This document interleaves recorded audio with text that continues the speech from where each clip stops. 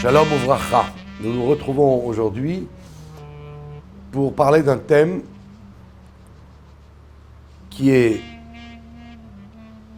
quelquefois mis de côté dans les exposés sur la Torah, mais qui en vérité reste toujours d'une grande actualité, à savoir le travail sur le caractère, travailler son caractère. C'est-à-dire que, qu'est-ce que c'est le caractère?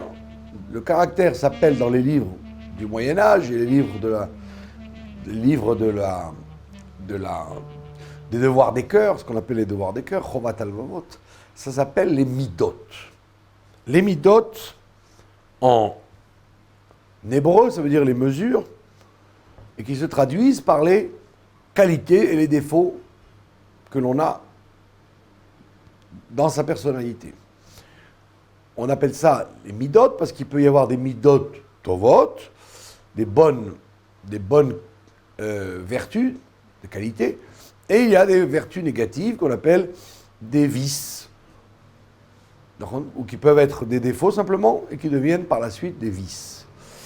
Et tout ceci est au niveau émotionnel. On appelle ça des midot raot ou des midot tovot. Et le judaïsme met beaucoup l'accent sur le principe du travail sur les midot, sur le travail de son caractère.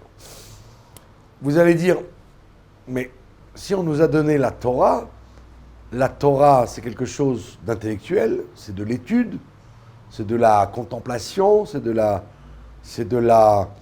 l'analyse. Il y a une science à l'intérieur, il y a des enseignements, il y a des renseignements. Mais en quoi y a-t-il une invitation à travailler sur son caractère? Alors, on nous dit que, dans les livres de Chassidut, on nous dit que, ce que répète d'ailleurs, la Chassidut répète ce que disent les philosophes du Moyen-Âge, que la raison pour laquelle Dieu nous a donné un cerveau, un sechel, ce n'est pas pour le sechel lui-même, mais c'est pour les midot. Le travail et l'agrandissement, le développement du sechel, la tête se développera quand? À la venue du Mashiach. À ce moment-là, nous aurons une tête tellement développée que nous serons au niveau de la prophétie, mais que tout le temps où il n'y a pas encore ce dévoilement de Dieu sur terre, le travail essentiel, c'est que le sechel, c'est-à-dire l'intelligence et le résultat intellectuel de nos recherches et de notre étude, ce sechel doit descendre pour changer les midot. Ce que l'on voit d'ailleurs dans la conquête de la terre d'Israël, où il y avait là-bas 7 peuples. Il y avait 7 peuples qui sont correspondants aux 7 mauvaises qualités que l'on a en soi et que l'on doit transformer en qualités positives, en vertus. Et donc on voit bien que, comme nous disent les textes, qu'un jour viendra où nous gagnerons 3 territoires en plus, qui sont le côté intellectuel, le chabad, la chokhma bina da'at de l'individu. Mais ceci se fera après la venue de Mashiach, où on ouvrira notre cerveau de façon inimaginable. Mais pour l'instant, notre cerveau ne sert qu'à transformer notre caractère.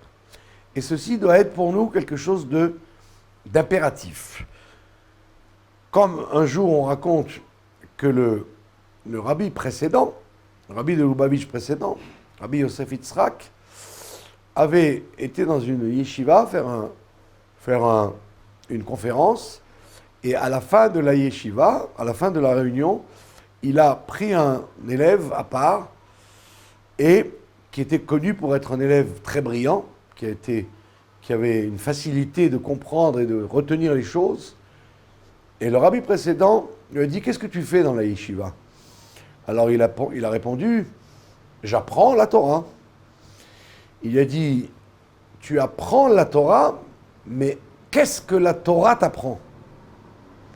Que toi tu apprennes la Torah, c'est bien, mais ça donne un sentiment que c'est toi qui joues sur la Torah. C'est toi qui es au-dessus d'elle. Mais moi je veux savoir qu'est-ce qu'elle t'apprend. C'est-à-dire en quoi tu t'interroges et que tu te positionnes quand tu apprends quelque chose. Est-ce que ce quelque chose, est-ce que tu le fais descendre dans le vécu et dans la argacha, dans le fait de ressentir?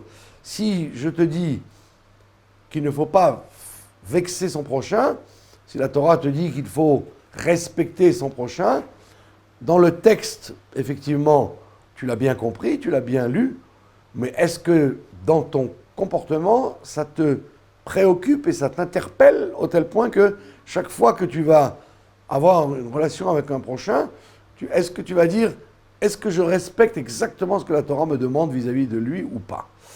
Et donc il y a une volonté, une nécessité de travailler sur les sentiments, sur les qualités et les défauts, afin de pouvoir les changer.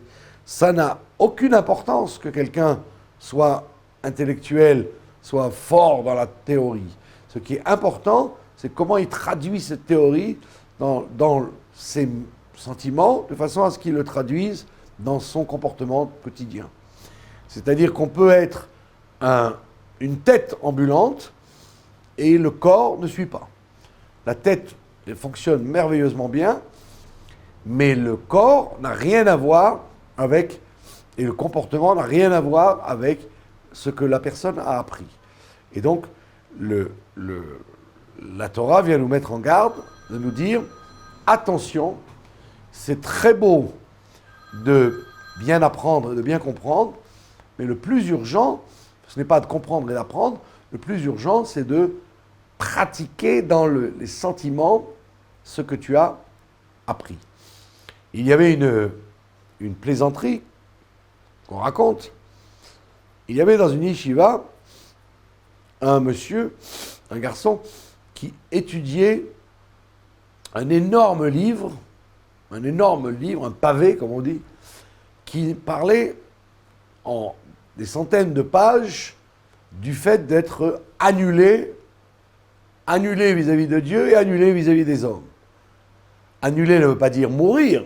Annuler veut dire accepter et recevoir l'existence d'un être supérieur et l'existence d'un prochain qui est autour de nous. Et ce garçon étudie avec assiduité ce livre sur ce qu'on appelle, dans la chassidoute, le bitoul, le fait de s'annuler. Et il était très fort dans ce livre, il répétait, il révisait, jusqu'à ce que les moindres détails de l'annulation de soi lui étaient familiers. Et dans cette yeshiva, un jour, il n'y avait pas de place pour s'asseoir, et donc c'était impossible, si on n'avait pas pris une place depuis le matin, de trouver une place pour pouvoir s'asseoir et étudier. Or, ce garçon a mis son livre devant lui, il a commencé à étudier, et il a dû s'absenter quelques minutes. Et donc, il a laissé le livre ouvert et la chaise, et donc il a provoqué qu'il y avait une place libre. Quand il est revenu à sa place, il y avait quelqu'un qui était assis et qui étudiait à sa place. Alors évidemment, les gens ont attendu sa réaction. Ne voit-on pas qu'il a incendié le monsieur qui avait pris sa place? Il est même arrivé presque à l'insulter, tellement il était vexé et offusqué qu'il lui ait pris sa place. Donc, qu'est-ce que la réaction immédiate que vous en tirez? C'est que, au niveau de la théorie, il a effectivement beaucoup apprécié qu'il fallait être annulé devant l'autre, annulé devant son prochain, mais il n'a pas toléré même un quart de seconde que quelqu'un qui a fait exprès ou n'a pas fait exprès ait pris sa place. Il aurait pu si l'étude était intégrée en lui, était influencée son comportement, il aurait eu une réaction de respect et de négociation en disant « Monsieur, tu sais, ceci était ma place, est-ce que tu peux te lever parce que je me suis absenté quelques minutes, mais en vérité, je n'avais pas l'intention de partir pour de bon, etc. » Il aurait dû avoir une approche beaucoup plus aimante et beaucoup plus aimable vis-à-vis de l'individu qui lui a pris sa place, même si cet individu l'avait fait de façon effrontée, sans aucune honte. Donc on voit bien que ça n'est pas le tout d'apprendre au niveau théorique une chose et de la décortiquer comme il faut au niveau intellectuel. Il faut être capable que les midotes, que les sentiments soient interpellés par ce qu'il a appris, à tel point que s'il a lu une phrase, cette phrase, il doit tout de suite dire « mais cette phrase, demain matin, je vais être obligé, dès que je vais fermer le livre, je vais être obligé de l'accomplir, de la pratiquer. Je ne peux pas laisser cette phrase comme elle est. Je ne peux pas dire intellectuellement j'ai compris, maintenant quant à l'application concrète, il n'y a rien qui urge, peut-être dans 20 ans ou dans 30 ans, quand j'aurai le temps, je commencerai à appliquer ce qui est écrit. » On le voit bien, d'ailleurs, ce que nous disent les sages à propos d'une des tfilotes que nous disons tous les jours. Donc il y a une espèce de lassitude qui devrait s'instaurer dans cette tfila. La tfila que l'on dit, qui s'appelle Baruch She'amar, il est écrit dans nos livres et dans le Shulchan Aruch que cette tfila est descendue du ciel, elle est descendue du ciel, et que donc chaque jour, on doit la relire comme si on découvrait cette prière. Pour quelle raison nous dit-on cette affirmation extrêmement intéressante, qu'une prière qui serait descendue du ciel, pour nous dire que, puisqu'elle est descendue du ciel, elle a un caractère éternel, un caractère qui dépasse la logique du quotidien. Et donc, quand tous les jours tu relis cette prière, tu dois te dire, mais effectivement, si elle est descendue du ciel, c'est qu'elle est nouvelle pour moi. Et donc, l'une des plus grosses difficultés dans le judaïsme, c'est justement que les jours passent et les événements repassent de la même façon, et donc il peut y avoir une érosion, une usure de la personne qui pense que d'écouter un discours ou lire une phrase est du déjà vu et du ressassé, du rabâché, du moulu, quelque chose qui a déjà été vu et entrevu sous tous les angles, et il n'y a plus rien à m'apprendre. Alors qu'en vérité, si on sait que la Torah est éternelle, chaque jour, même si je revois la même phrase ou la même notion, elle devrait à nouveau me réveiller et m'enflammer comme elle m'a enflammé la première fois que je l'ai lu. Maintenant, si quelqu'un ne travaille pas sur ses sentiments, automatiquement, il va ressentir le côté déjà vu d'une chose, et il va automatiquement négliger de plus en plus la nécessité de faire descendre dans les midotes ce qu'il a dans le caractère et dans les sentiments, ce qu'il a étudié au niveau théorique. C'est pourquoi le travail des midotes, c'est là-dessus qu'on va juger quelqu'un. Ce n'est pas d'après ses acquis intellectuels, mais c'est sur la réaction qu'il a dans la vie vis-à-vis des choses, comment il met en pratique dans ses sentiments et dans son action ce qu'il a appris.